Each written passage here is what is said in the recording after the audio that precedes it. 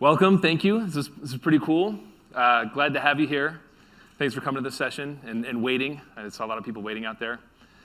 My name is Jed Sundwall. I run the Open Data program at AWS, and we're going to talk today a little bit about some publicly available Earth observation data that we've made available, as well as you're going to hear from E&J Gallo, which is it the largest privately owned winery in the world? Okay, so we're going to talk about wine, making wine out of the cloud, and then Digital Globe's going to talk about how they use AWS to work with Earth observation data as well, which is what my next slide was going to say. So, first of all, I'd like to talk about why AWS even has an open data program and what open data is. Open data is data that can be shared and used by anyone with no restrictions on reuse. A lot of government customers produce open data. A lot of researchers produce open data. Organizations are being required by policy or either by their mission to make data available to as many people as possible. And we care about open data because a lot of these entities are our customers. I actually work on the public sector team at AWS. I work a lot with governments and with universities to make their data open. And our value proposition here is that we have a large, you all in this room, we have a large group of developers and researchers that increasingly are coming to AWS for their computing needs, and making data available in the cloud makes it more easy for them to access. So I'm going to unpack what that means exactly. Like, why does AWS make it easier to work with open data? So there's a book called Data Driven. It's kind of like a pamphlet. It's a pretty short book. Last time I checked, it was free on the Kindle, so you can download it. I recommend it. And one of the best things about this book is that DJ Patil, who's the chief data scientist of the country, and Hillary Mason actually wrote down this 80% figure that gets thrown around. I use this all the time, but since they wrote it in a book, I can quote it, and it sounds official. This idea that 80% of a data scientist's work goes into just preparing data for analysis, getting it ready in the first place. And every time you share this figure, people are like, yeah, you see a lot of heads nodding. Everybody sort of agrees with it. Perhaps ironically, I don't know if there's actually been any sort of scientific research to stumble upon this number, but you get the point. We actually have at AWS a term that we use to describe this sort of thing, which is undifferentiated heavy lifting. We talk about this all the time. You may have heard it before. You may hear it at reInvent throughout the week. But it's what we think about when we're thinking about new products and new features, is looking at our customers' work and looking at the undifferentiated heavy lifting that they have to do that's keeping them from doing what they actually want to do, what distinguishes them, what they've set out to do in the first place. So when we see this figure, this idea that 80% of a data scientist's work just goes into acquiring and preparing data for analysis, we see a huge opportunity. And we talk to a lot of customers who work with publicly available data about their practices. What is it that makes working with data hard?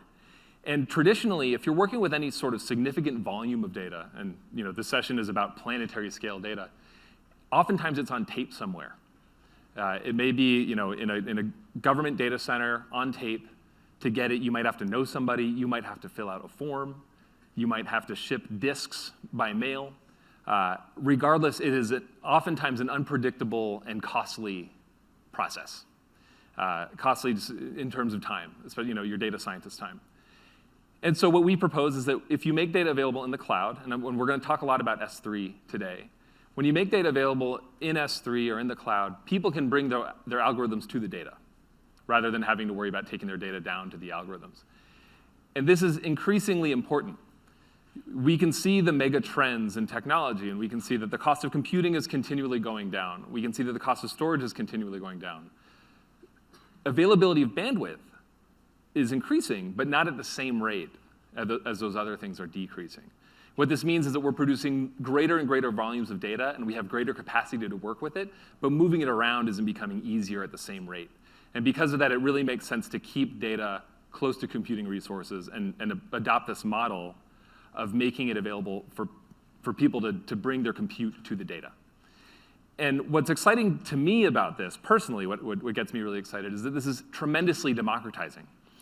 When you make data available in the cloud in this way, anybody can access it without having to download and store their own copy. Previously, typically the way that data is shared is there's like a download link. Or like I said before, you might have to ship disks. But the assumption has always been that if you want to work with 100 terabytes of data, you have to have 100 terabytes of your own storage. That's not true. That doesn't need to be true. You can have one copy in the cloud that anybody can work with. So I'm going to talk specifically about Landsat on AWS. About 2 years ago, it was almost 2 years exactly, is when we made the announcement that we would host up to a petabyte of Landsat data in the cloud. So I'm going to start polling people. Who knows what Landsat is? It's a good crowd. OK, so I was going to say, like, who knows what raster data is? But I think, OK, yeah, right. So I get the idea. OK, this is, you came to the right session. So a lot of people know what Landsat is. For those of you who don't, Landsat is the world's longest-running natural resources imagery satellite program in the world. It's run by the US Geological Survey. It is awesome. A lot of people use Landsat. Tens of thousands of people rely on Landsat for their jobs. They use it for change analysis. You can use it for climate research, deforestation research, real estate planning, surveillance, policy monitoring, et cetera, disaster response, things like that. The way Landsat data is provided is in raster imagery, so raster data. So the Landsat satellite orbits the entire planet every 16 days and produces imagery for all land on Earth. This is embarrassing, but sometimes people laugh. It took me like a year to realize that Landsat stands for land satellite. It produces imagery of the land. And what it gives you natural color imagery. It also gives you infrared data that can be used for all sorts of different kinds of analysis. So what you're seeing here is an image of Wellington, New Zealand. On the left is just a natural color image. It's very beautiful. In the middle, you see red areas that are highlighting healthy vegetation. And then over on the right, there's another application of shortwave infrared data to highlight urban areas. And so you can get the idea that you can see from space over time. You can see the progress of urbanization, health of vegetation, et cetera, et cetera. So it's tremendously useful for a lot of different purposes. And it's beautiful. It looks really, really cool. So we talked to our customers who use Landsat and tried to figure out what their pain points were. We knew that it was valuable. We knew that lots of people used it. We got a lot of requests to look at it and figure out if it's something that we could work on making open and easier to access. And what we found was first of all, that most people don't use all of the geotiffs that come in a Landsat scene. So all of those TIFFs that include all that data, they correspond to different wavelengths of light. Most people don't use all of them. You get like 12 for each scene from the Landsat 8 satellite. And so we realized a lot of people were downloading these gigabyte TAR archives where you would get all 12 bands of data, and then immediately throwing away 60 or 70% of the data, which, this is undifferentiated heavy lifting. You're spending a lot of time downloading stuff, 60 or 70% of that time wasted.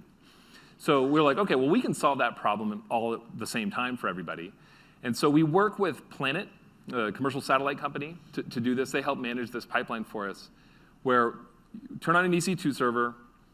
We actually use Lambda now to poll USGS to see if there are new scenes available, send them to EC2, unpack them, and then make each geotiff available as an individual object, along with some metadata files in S3.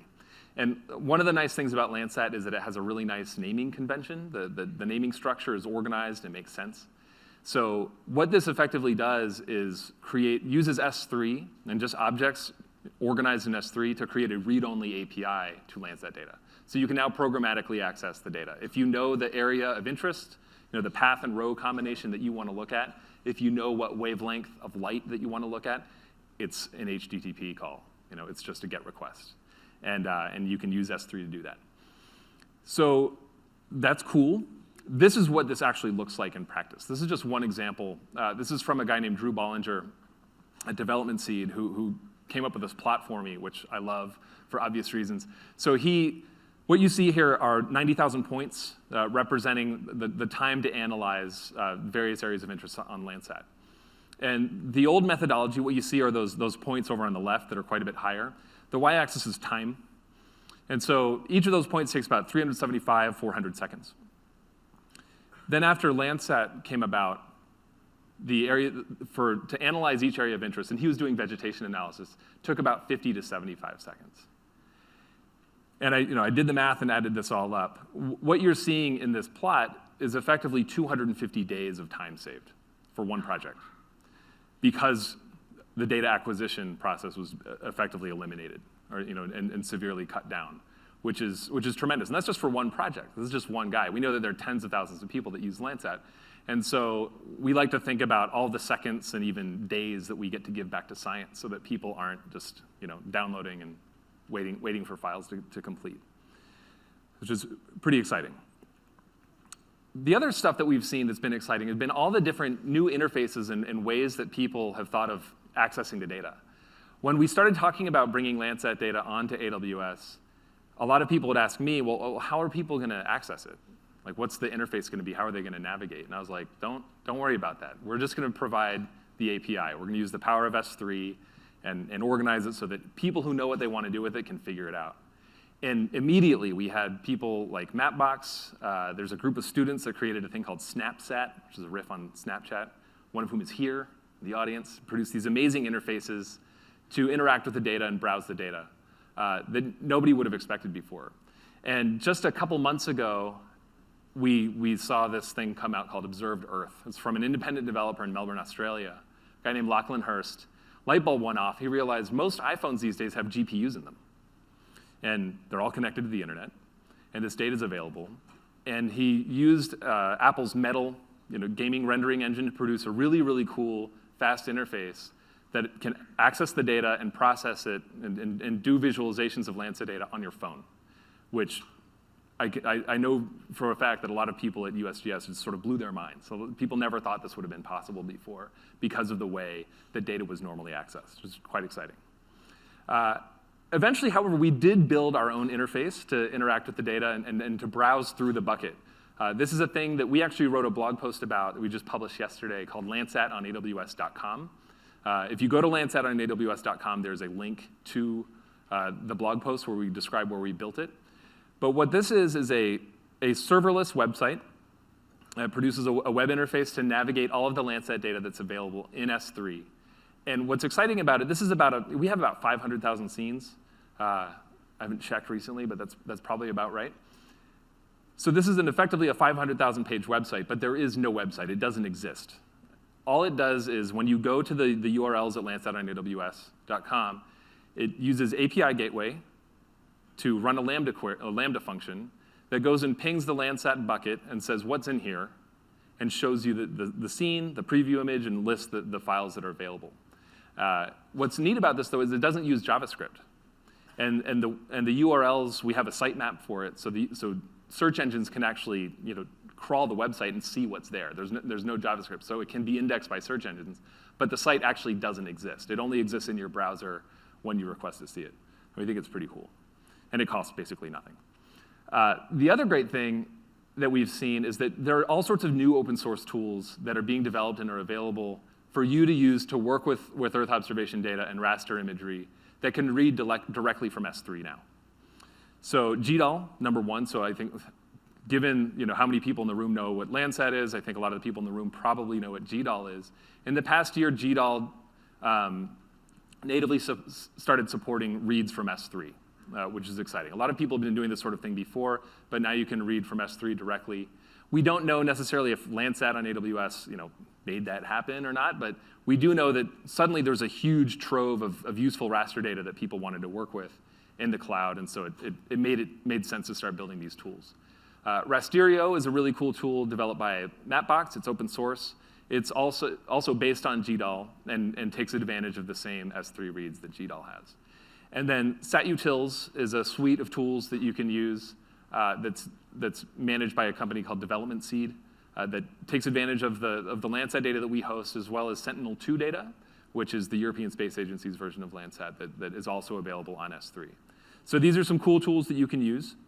And then beyond that, what I really want to leave with everybody here is just that that we have a lot of Earth observation data that is publicly available, that we're making available on S3 for anybody to work with.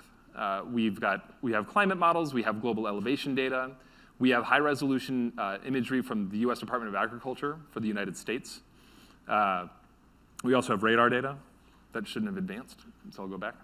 And then Shai, actually, from Digital Globe, is going to talk about SpaceNet, which is a corpus of really high-resolution digital globe imagery and metadata that is awesome.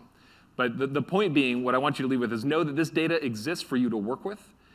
You can work with it free of charge and do cool stuff with it, and we love to see what people can do with it.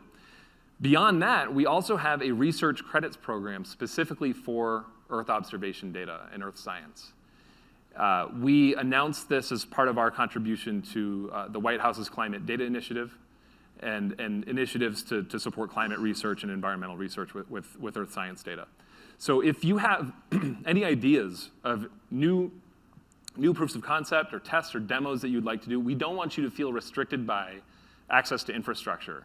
If you need some AWS credits to try something out using this data, we want you to apply. And so you can just go to this URL. You can also just go to aws.amazon.com/earth, and there's a link to this there as well. So we don't want you to feel encumbered in any way if you're trying something new and you want to think big. We'd love to see what you do. And so that's my spiel. I want to invite John Webb up to the stage. So John Webb is the manager of IT at E&J Gallo Winery, which, like I said, is the largest privately owned winery in the world. I love the fact that we get to talk about how AWS can help us get more wine.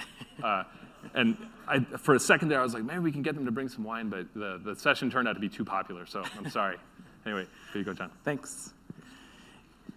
Yes, what better way to use Earth observation than to make more alcohol? We are in Vegas, and so I think it's ideal that we talk about wine and spirits today.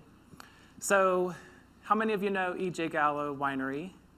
It's Vegas. What happens in Vegas stays in Vegas. Remember Boone's Farm, Colorossi, Bartles and James. Everybody has a Gallo story that's probably a little embarrassing.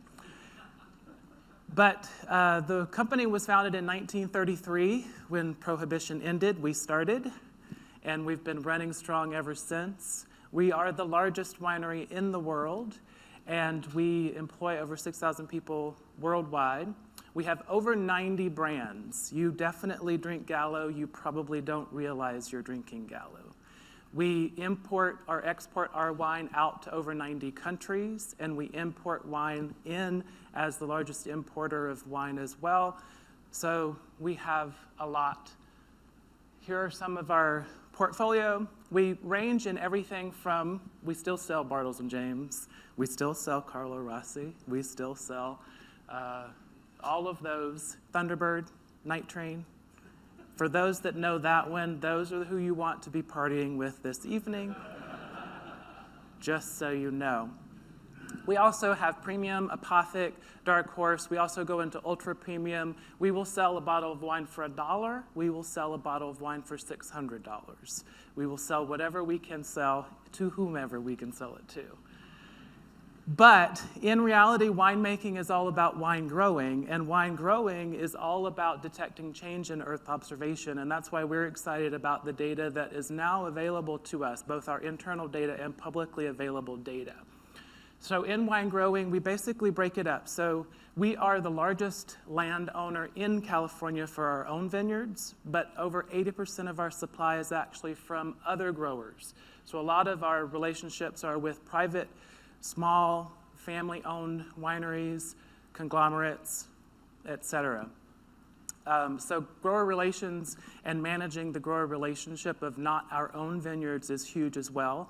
The data that we can get from Earth observation on their farms is very critical for us to be able to try to influence the way that they grow their wine as well.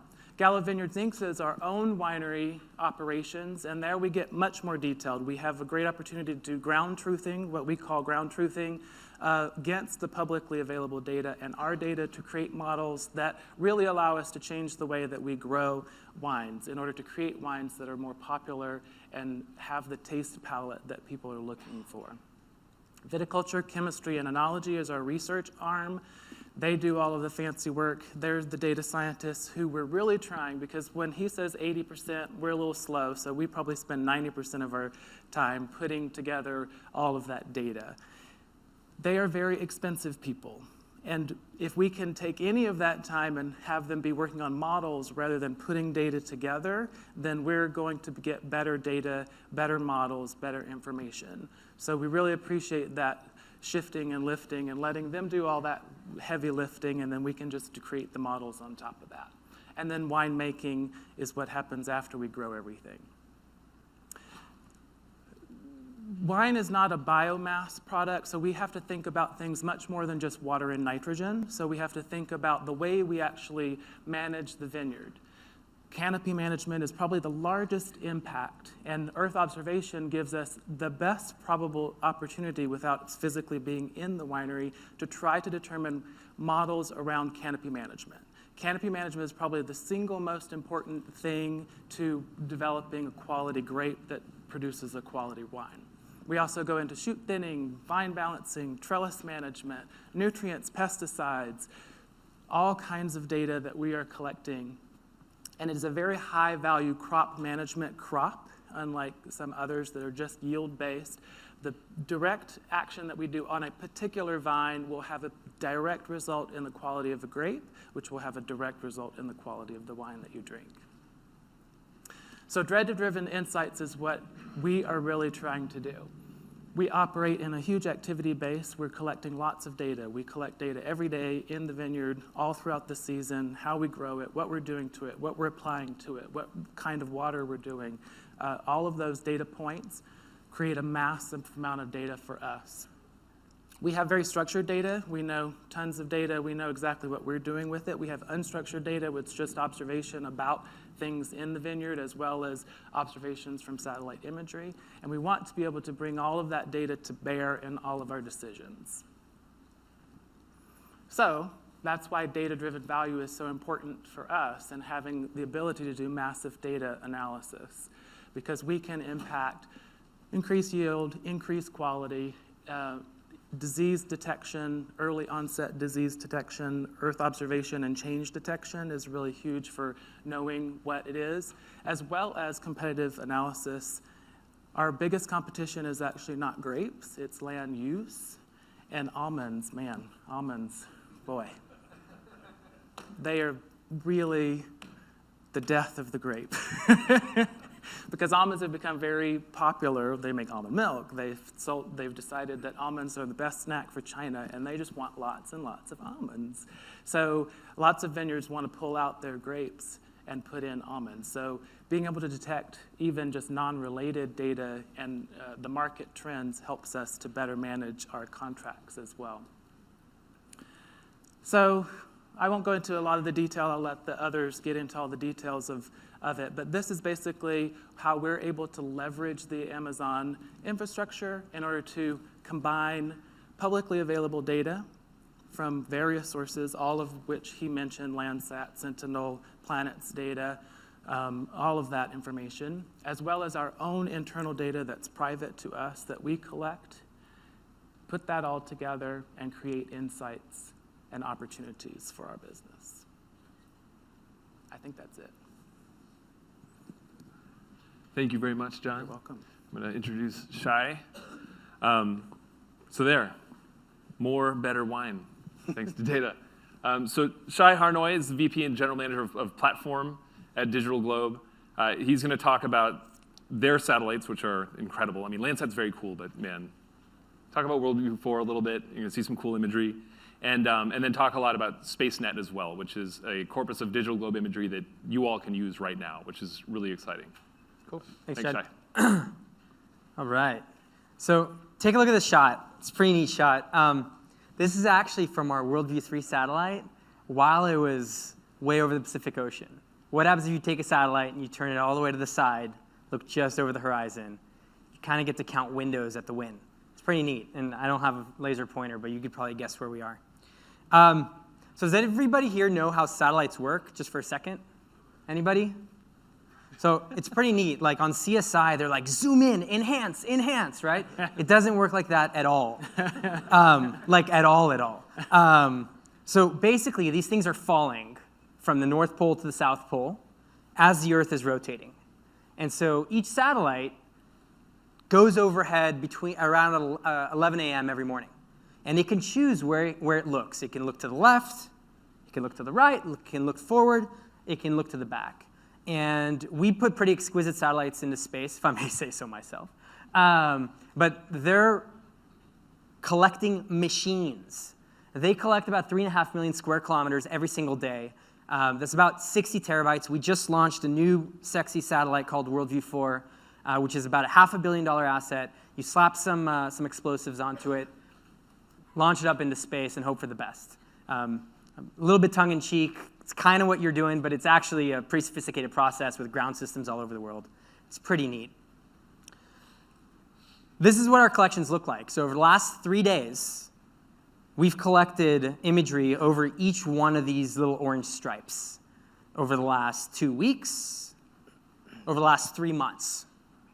Each one of these is an incredibly high-resolution image. At about, you can detect MacBook Airs or so per pixel, right? So it's about 30 centimeters per pixel. It's about a foot. It's pretty interesting. If you stack these collections, this is actually the Earth, given our image library. The tall towers are typically population centers, parts of the world that are changing the most quick. There's a lot of really interesting information locked inside what we like to call the time machine of the planet. Let's zoom into one of these shots. So this is an overhead shot of, I think we're somewhere in this image. This is a Venetian. This is what it looks like at, I think, 30 centimeters.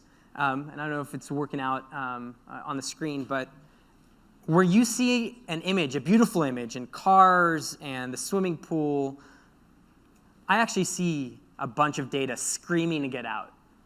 There's so much information locked inside this beautiful image. If only we could get it out. If only we can extract it. So this is our goal. This is what I'd like to challenge us all with and challenge the community. That we want to do large-scale information extraction from each and every one of these images that come down from these satellites. Now, fortunately, there's a few trends working in our favor. One, Amazon Web Service, they're hosting us here today, but the availability of cheap and accessible cloud computing is making it such that you don't have to transfer the data. You can bring the compute to where the data resides. Two, the advancements in deep learning, the advancements in convolutional neural nets have been incredibly promising in the field of spaceborne imaging. What this means is that instead of being an expert on each object that you're looking to detect, it used to be that you had to describe to a computer what an airplane looks like. Canny edge detection, anyone? Yeah? Like, hey, detect edges and look for them to intersect at these angles with this sort of paint material and this sort of design. Now we have a much easier but more computationally intensive job of throwing a bunch of training data into a well-structured net and seeing the results. And then finally, the ecosystem.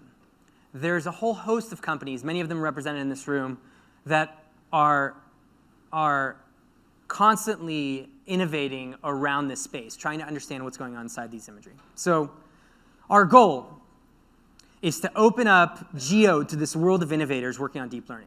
We want to solve an entirely new class of problems that have never been solved before. So at Digital Globe, we're doing 3 things. We're doing GBDX, crowdsourcing, and SpaceNet. The whole goal is to enable an ecosystem of people to extract information from our imagery, to create insights from these beautiful pixels that we've always just looked at, but now we can understand. So GBDX is our attempt to get our data out of jail. We've created a host of APIs, put all of our data accessible in the cloud such that you can run compute against it. We've spun up thousands of nodes constantly on a 24/7 basis to run compute against this imagery. So the challenge with high-resolution imagery, with multiple spectral bands, with lots of temporal collections, meaning a lot of images over the same site, is that you don't want to transfer it. You want to be able to bring your compute to where the data resides. And so we've built a suite of APIs, our workflow, our catalog APIs, our maps API, in order to enable that to happen. So you could bring your own algorithms and run it against the data. Number 2 is crowdsourcing. We need to scale humans until machines get smarter. So I might get something thrown at me here, but it turns out the machines are still kind of dumb. We're making great strides, right, at an exponential rate, but they're still dumb relative to what an expert can do. And so this is a way that we can scale humans until machines catch up, and also as a mechanisms of training humans. And then finally, and this is the connection to the open data, we've released our SpaceNet data set. It's a training and testing data set to allow benchmarking and iteration. Let me talk to you about why SpaceNet in particular is important. So there's a bunch of common frameworks that have been released. There's TensorFlow, there's Torch, there's Caffe. These are commonly used frameworks for deep learning, for convolutional neural nets. So people don't have to start from scratch. One of the observations we made is that the ImageNet database, it was only once it was released that there was a common set of truth. Let me try something again. I might get something thrown at me again. Any PhDs, people with PhDs in the audience? Right on. One? Nate, really? Is that the only one? Cool. So historically, in a lot of research, people pick the example that best illustrates the power of what they've built. While that's interesting and logical, it's only once you have a common ground truth to compare algorithms against each other that you really accelerate the innovation. Otherwise, everybody just builds their own and drinks their own Kool-Aid, if you will. And so ImageNet was a data set released by UC Berkeley in order to make that common baseline for image recognition, for computer vision. And it, along with the frameworks that were released alongside it, really accelerated the detection and the accuracy of computer vision applications. This is what we're trying to do here in the geo world. So we took a bunch of data, curated it. It's 50 centimeter worldview 2 imagery. It's got 8 spectral bands, each about 200, correspond to 200 meters on the ground, covering the fairly sizable area in Brazil. It's about 7,000 images, and we put it all on AWS. Put it all in the open data S3 buckets on AWS. And our goal here is to encourage a community to rally behind this data set. That if we make the frameworks easy to use, if we make the use cases interesting enough, if we make the data accessible enough, it'll encourage a variety of use cases that we don't even know about yet. That's the vision, and that's the mission. Let's talk a little bit about the data set, and I know we have some time for questions. So this data set was initially created for the Rio Olympics. As you know, the Olympics that occurred earlier this year, lots of interest from various security bodies and folks that want to keep the venue safe. And so there's a fairly sizable activity to try to map and understand the developed world, the developed part of Brazil that's hosting the Olympics. And so what you're seeing are the polygons overlaid on top of the buildings that make up the SpaceNet database. So going from a beautiful image to understanding where all or most of the buildings are in the image. Now, our vision is to create a database where you can now use this to train your algorithms, to adjust your frameworks, to leverage the open source frameworks that exist in order to accelerate the pace of innovation against overhead imagery. It's pretty exciting. I'm pretty excited about it. There's a few things that you can expect. I know there's folks here from disparate industries. One, satellite imagery analytics is going to become way more common in your industry. So hard stop, the availability of imagery, the accessibility of compute, of cheap compute against it, the availability of tools, this is coming. We're seeing it affect winemaking, we're seeing it affect land use, we're seeing it affect construction, we're seeing it affect where should I send my supply chain choke points, transportation. It's affecting a host of industries that weren't traditional consumers of imagery directly, but that can now leverage the insights extracted from it. Computer vision applications are going to change the way we see our world. It's already happening in our pockets with our phones, that machines are able to understand and interpret what we're taking pictures of. But when you have cameras in space, we can understand our planet. We're going to learn a lot from this. We don't know what the killer app is. Maybe that's the challenge of the industry. There's a lot of opportunity here, and we encourage you to give it a shot. So go check it out on the public data sets on AWS, or come to developer.digitalglobe.com. You can try GBDX yourself, and come hang out. And I think my next slide says thank you.